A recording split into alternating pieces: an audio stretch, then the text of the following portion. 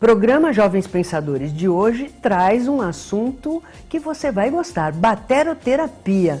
O que será que é isso? Memória muscular, meu Deus do céu, será que é bom? Acho que sim, hein? Temos também, vamos iniciar hoje, uma matéria com o professor doutor da Universidade Federal Fluminense, Carlos Nepomuceno, uma das pessoas mais inovadoras do século, um brasileiro carioca que vocês vão gostar muito das ideias dele. Temos também Moisés Fernandes, temos também a Hora de Aprender e Brincar e continue com a gente que nós voltamos já já.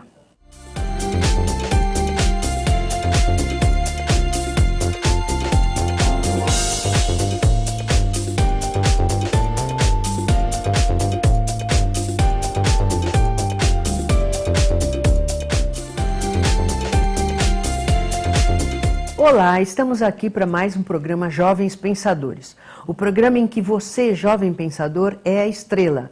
É o seu espaço para mostrar sua arte, suas ideias, a solução que você achou para algum problema na área da educação, na sua escola, em casa, na cidade.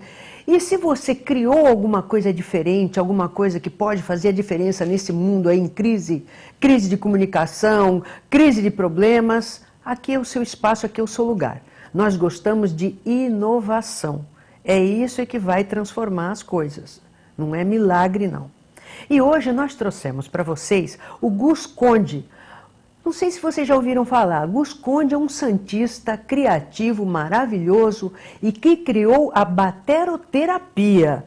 E é ele que vai nos dizer o que é isso. Boa tarde, Gus. Um prazer muito grande estar aqui com você. Muito orgulhosa de você ter procurado o programa para apresentar a sua criação, a sua arte, porque é uma arte, né? Obrigado. E o que é bateroterapia? Criação santista, né? Santista sim, para 100%, o mundo. 100% santista. Bom, bateroterapia seria a fusão de bateria com fisioterapia. São exercícios rítmicos coordenados.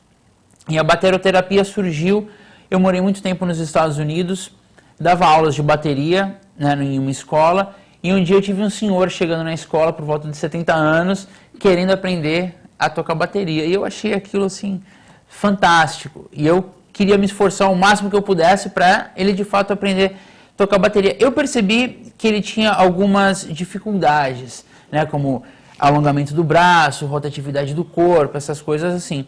E eu comecei a desenvolver... Próprias da terceira idade. Sim, sim. E também ele não foi uma pessoa muito, digamos assim, muito ativa durante a vida. Foi uma pessoa meio sedentária. Então, enferrujou.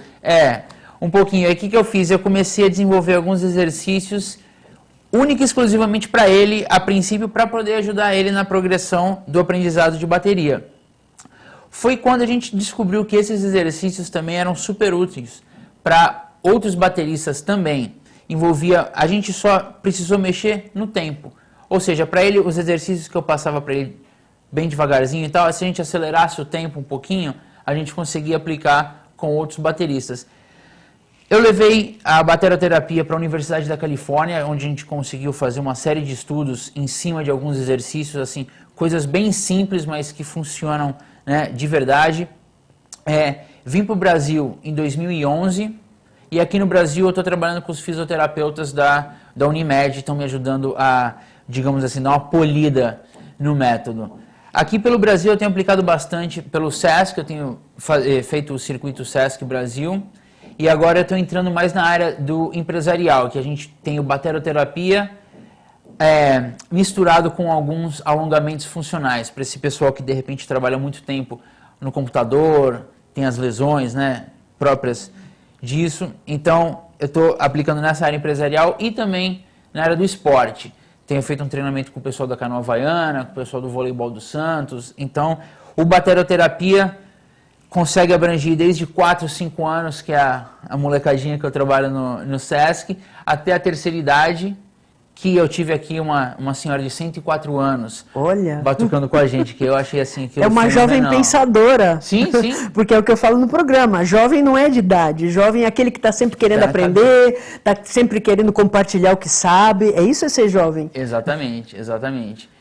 E o bateroterapia é basicamente em cima de 2 pilares, né? ambidestria, que é todos os exercícios que a gente faz com a mão direita, a gente faz com a mão esquerda, e a mesma coisa com os pés.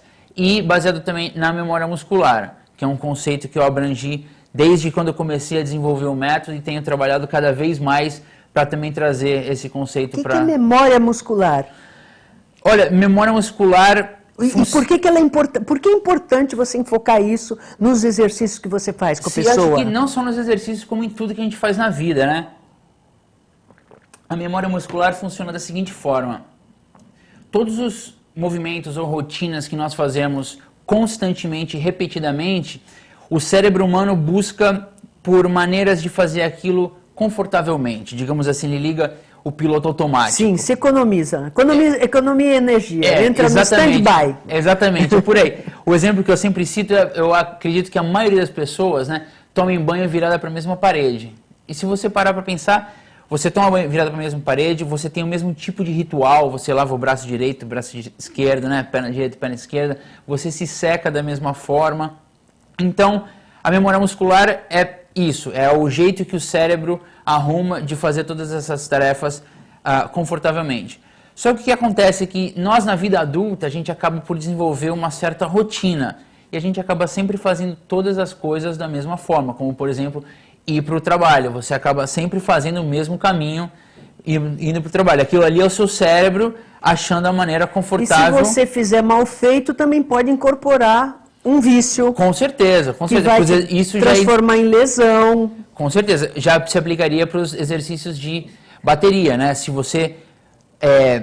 eu costumo falar que se você faz um rascunho errado, vai ser muito mais difícil você apagar esse rascunho para fazer o desenho final do que se você começar direto fazendo o desenho final. Sabendo o que é o certo, para não causar o dano. Exatamente. E o que acontece com a rotina, né, especialmente na vida adulta, é que toda essa facilidade, todo esse conforto, digamos assim, que o cérebro busca, ele acaba limitando, na realidade, a nossa criatividade e inteligência, que são faculdades. É como assim, a maioria das pessoas nasce com a faculdade da fala, mas não nasce falando. Atenção, memória, foco, são todas faculdades. Então, como você desenvolve inteligência, como você desenvolve criatividade? Uma das ferramentas que eu passo em todas as palestras é você passar tudo para a mão esquerda. Vamos começar por aí, né? Que você, para os destros, principalmente... sim. Né? Tudo que você faz é com a mão direita. Você escova o dente, penteia o cabelo, come, pega uma coisa na gaveta, escreve, tudo com a mão direita. Simplesmente você passar para a sua mão esquerda, passa um sinal para o seu cérebro que você está fazendo alguma coisa diferente, por mais que seja a mesma tarefa. Né? Você colocar o mouse do computador no seu lado esquerdo, e o que acontece também é o seguinte, o cérebro humano não entende que você está ficando melhor só por usar o mouse do lado esquerdo. O cérebro humano entende que você está melhorando. Ponto final. Você está ampliando as suas capacidades, você está ampliando as suas limitações. Então, seria você buscar jeitos diferentes de fazer a mesma coisa que você já faz. Ou se você lava a louça, só inverte, né? Em vez de segurar com a esquerda e ensaboar com a direita, segura com a direita e ensaboar com a esquerda. Qual a vantagem disso, Gus? Você acaba desenvolvendo criatividade, inteligência, foco, atenção. Tem uma série de outros exercícios que eu passo junto, assim, dicas, né, nas palestras, como, por exemplo, coisas simples, alguém te dá um endereço, um telefone, algum e-mail e você não tem onde anotar aquilo ali na hora, simplesmente pelo fato de você fechar o seu olho e imaginar a informação piscando por algumas vezes, você tem 3 vezes mais a capacidade de retenção do que você simplesmente tentar memorizar. Né? Se alguém falar qual é esse endereço, é a Rua São João, número 27. Quer dizer que você trabalha, no fim, integralmente o ser humano. Você vai trabalhar tudo, não só a parte muscular. Mas através da memória muscular você vai trabalhar tudo. Exatamente. Inclusive abrindo a mente, tudo isso. Exatamente. A gente trabalha o físico e o intelecto. Me diga uma coisa, e você vai dar uma demonstração aí e a pessoa vai olhar e vai dizer, nossa, como é que eu faço para entrar nessa vida? Como é que você vai divulgar os seus contatos, sim, né? Sim. Vai aparecer aí, né? E você também tem lugares que você já faz esse trabalho e você faz assim, por exemplo, personalizado também? Também personalizado. Eu faço, como eu falei, eu estou fazendo o circuito Sesc Brasil, faço em algumas empresas e aqui em Santos também alguns condomínios onde um grupo se junta e a gente faz essa dinâmica 1 ou 2 vezes por semana. Muito bacana, bacana mesmo. Eu quero aí ver que você trouxe aí para mostrar. Bom, o que você a gente trouxe vai aí para dar mostrar uma um adaptada exercício? por aqui, mas a gente Isso que você trabalha vai mostrar o que é?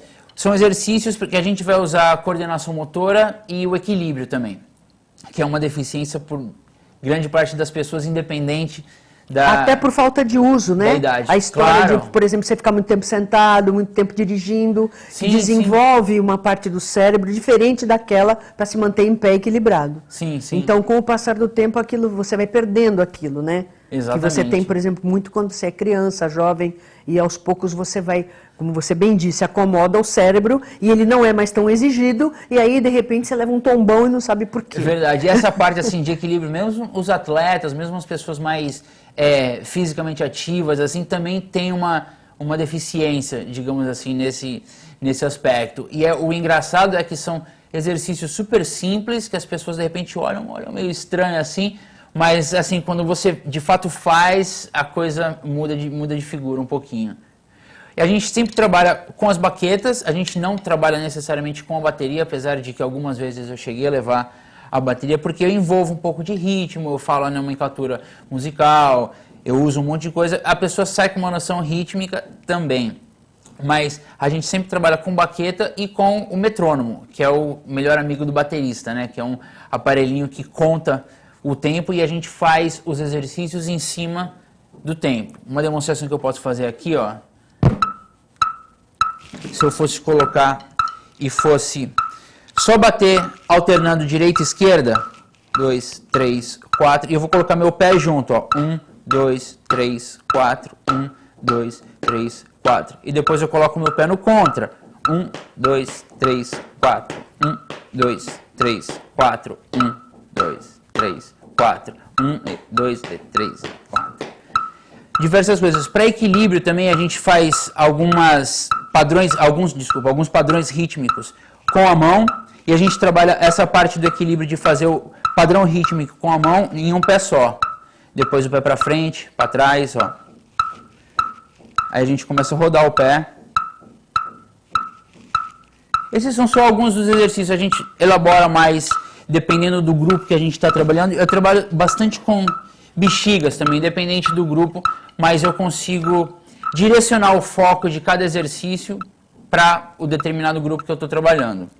Algumas coisas com bexiga que a gente trabalha seria a questão do equilíbrio mesmo, né? De você manter o seu pé no ritmo e com a mão direita tentar equilibrar uma bexiga. Fantástico. Né? O seu braço esquerdo começa a rodar. Olha, muito legal. Além disso, tem você tocar a bexiga no toque, né? Olha. E como eu falei, a gente pode aumentar o grau de dificuldade dos exercícios, como abaixar, assim, eu consigo trabalhar, como eu falei no começo do programa, com crianças até idosos. Eu consigo direcionar, digamos assim, a dinâmica para cada grupo específico que eu for Gus, trabalhar. parabéns, tá? Muito obrigado. Espero que as pessoas te procurem e queiram fazer, porque é muito genial. O problema do exercício de academia, no meu entendimento, é justamente a repetição chata, monótona, e isso aí é muito curioso, muito divertido, né? E eu espero que vocês tenham aproveitado, procurem o Gus, eu já estou na fila, já falei para ele, e fiquem com a gente, o Gus vai voltar outras vezes. No segundo bloco a gente tem nossos quadrinhos e o primeiro capítulo da matéria com o professor Carlos Nepomuceno. Aguarde aí, voltamos já já.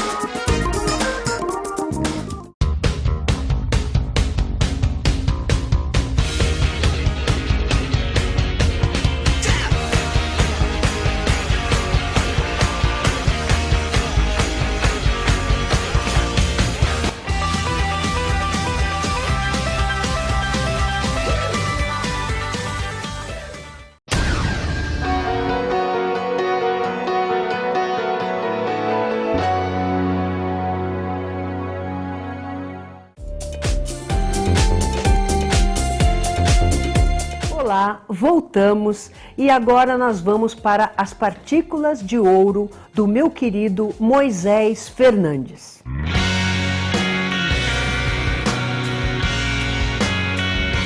Esse dia eu estava conversando com uma amiga minha e ela disse que participou de uma atividade religiosa e a pessoa dentro dessa atividade ofereceu uma flor para todas as pessoas que estavam lá, né? E a pessoa disse assim, ó, leva essa flor para casa, né? Fica com ela no seu ambiente, né, por 7 dias, né? E essa flor vai sugar toda a energia negativa que existe na casa, a energia negativa que está com você, tudo aquilo que de alguma forma não está caminhando bem, não está caminhando bem junto contigo. E daqui a 7 dias vocês vão retornar e vocês me trazem essa flor e essa flor vai trazer com ela toda a energia negativa. E essa minha amiga olhou para mim e falou assim, Moisés, eu não peguei flor nenhuma. Por quê? Porque se eu pegar essa flor e levar para minha casa, eu vou estar acreditando que essa energia negativa está comigo, que existe uma energia negativa dentro da minha casa, que as coisas na minha vida não estão caminhando bem. E a palavra, aquilo que a gente acredita não é tudo, né? Me perguntou ela. Eu falei, claro, é verdade, a palavra é tudo. Aquilo que você acredita, né? Ou seja, se manifesta, né? O próprio Jesus falou, né? Seja-te feito conforme creste. Então foi um grande aprendizado, né? Que eu recebi ali naquele momento e que eu decidi compartilhar aqui com vocês. Cuidado com o que você está pensando, né? Cuidado com aquilo que você acredita. Cuidado com o que você está levando, né, para sua mente. As pessoas querem te entregar alguns presentes. Mas perceba se aquele presente você quer levar contigo para casa, tá? Pensa nisso. Obrigada, Moisés. Agora nós vamos passar a primeira matéria, que nós dividimos em 6 dias, porque é muito importante e muita coisa a falar sobre revoluções cognitivas e inovação participativa. Quem traz isso para a gente é o professor Carlos Nepomuceno, professor doutor em comunicação pela Universidade Federal Fluminense, que está debruçado sobre esse tema há mais de 20 anos. Inclusive, a sua tese de doutorado foi exatamente macrocrises da informação. Ele propôs, e eu terminei o 2º curso com ele, agora o ano que vem, em 2016, ele vai fazer um curso que é um mestrado e um doutorado informal, nós vamos entrar no grupo dele como pesquisadores. E por que informal? Porque no Brasil o MEC é que diz os temas que a gente tem que pesquisar, nada de muita inovação o MEC aprova. E nós somos sonhadores, nós queremos resolver a crise e o doutor Carlos Nepomuceno vai nos explicar melhor como é que ele pensa, ele é um pensador, como é que ele tem pensado, inclusive refletindo também sobre os movimentos de junho de 2013, que estamos em crise de representatividade, crise institucional, ninguém duvida. Como podemos resolver essas crises? Tem solução? A internet, ela é causadora da crise ou ela é um instrumento para resolver a crise?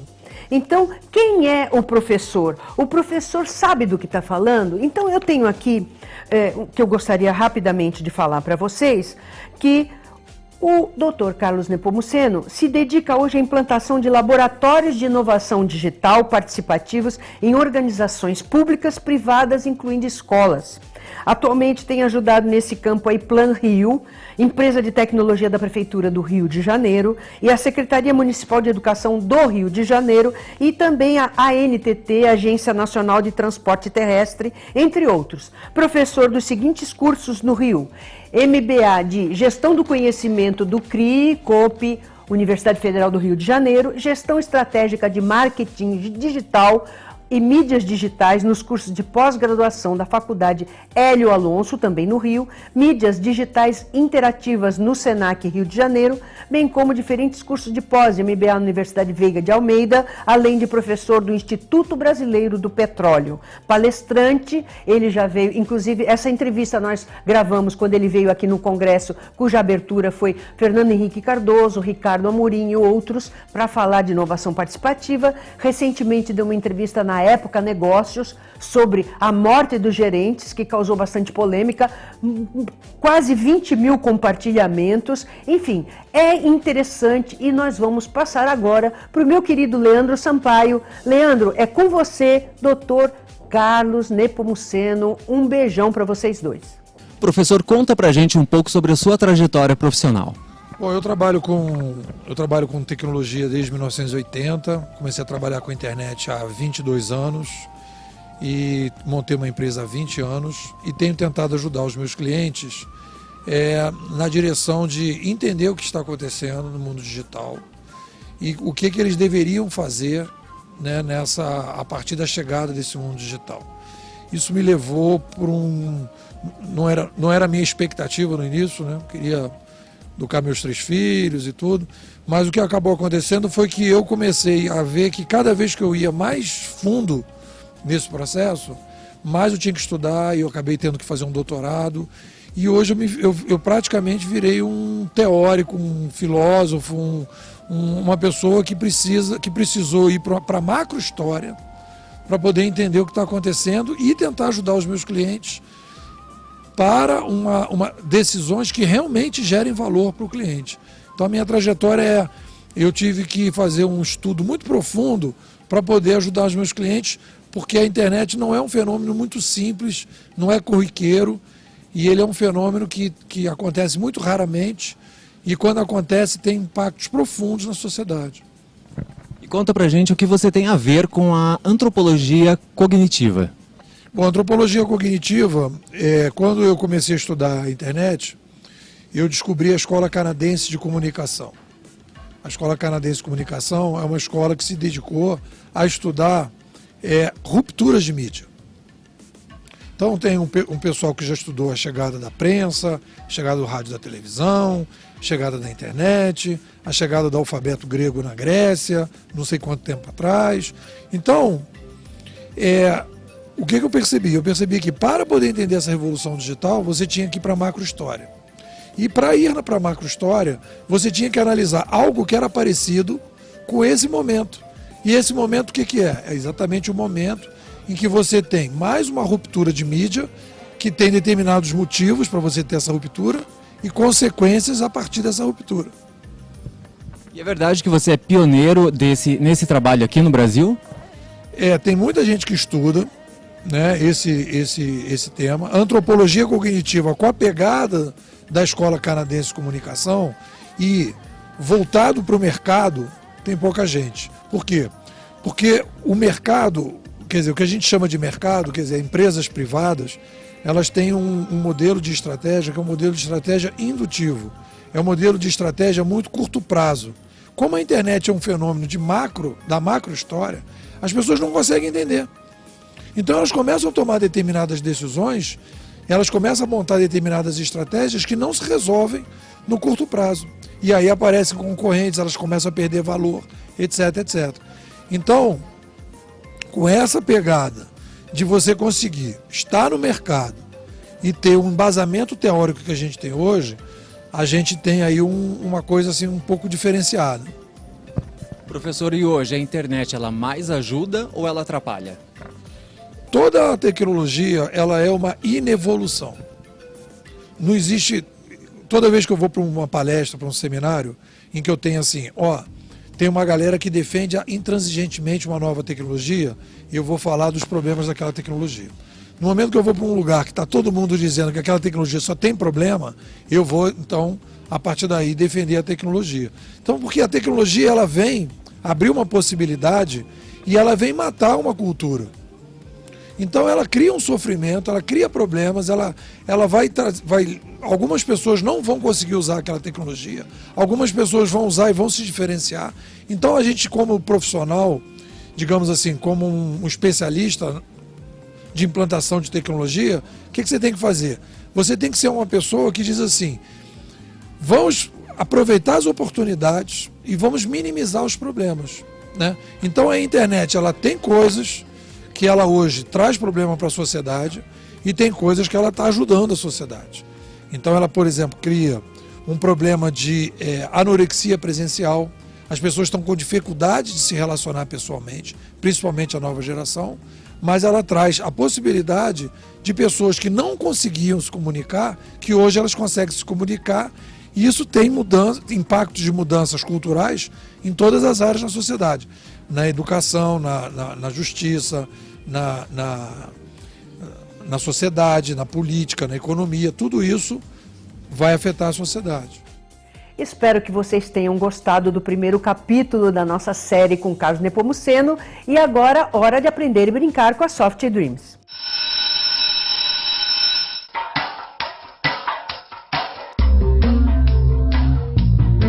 Olá Rosilma, olá pessoal de casa, tudo bom? Eu sou o Marcos, da Soft Dreams BR, empresa que desenvolve jogos eletrônicos educativos personalizados. Sempre estamos aqui no programa Jovens Pensadores trazendo novidades sobre tecnologia da educação para vocês. A pergunta de hoje é a seguinte: vocês sabem a importância de ensinar direito nas escolas? A Rosilma sabe e ela conseguiu reunir diversas matérias dentro de livros digitais de fácil entendimento para ser explicado para os jovens. E como não poderíamos ficar de fora, estamos auxiliando no desenvolvimento de jogos eletrônicos educativos sobre direito. Fique no aguardo, pessoal, vem novidade por aí. Até a próxima!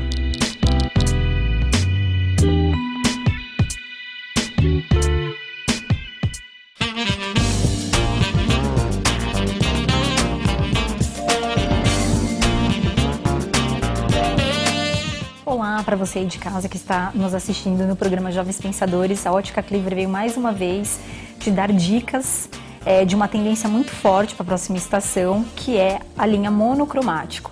Então assim, o monocromático nada mais é o básico, preto e branco.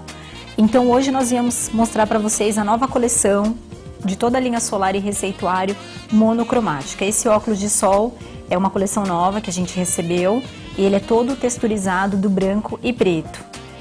E essa proposta também na linha receituário. Na linha receituário você vai ter também peças bem customizadas, como esse solar que vocês viram anteriormente. E o clássico, que é a parte frontal preta, a haste branca ou vice-versa. Então é uma peça muito prática que você tem e você encontra em guarda-roupa de qualquer um. Tanto numa peça de vestuário quanto num calçado. E isso você também vai ter nos acessórios. Aí essa é a dica para a próxima estação.